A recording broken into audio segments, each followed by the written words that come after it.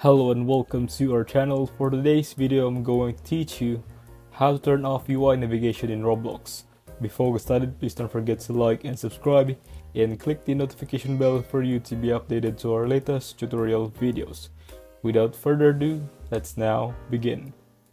Now if you didn't know what UI navigation is, that is when you're running around like this and then all of a sudden you stop and this UI navigation enabled thing comes up in the bottom right corner. And if this has happened to you, you've probably been smashing your keyboard trying to figure out how to undo this. So let's jump into it. I'm going to show you how you can undo that right now. So it's actually really easy. You just want to go ahead and click escape and this will take us to this kind of settings tab. So from here you want to go to the top and look for help, which you can find right here. So what this basically is, all the keybinds that we use to play the game. Normally, however, as you can see under miscellaneous, there is one option called UI selection toggle. Now what you want to do is basically take note of whatever this is.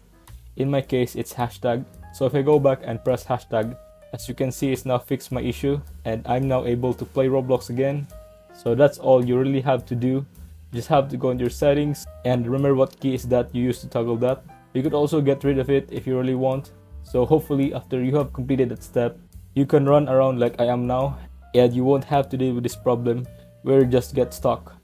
If you found this video helpful, leave a thumbs up, share to your friends, and hit the subscribe button. Thanks for watching and I'll see you soon in the next video.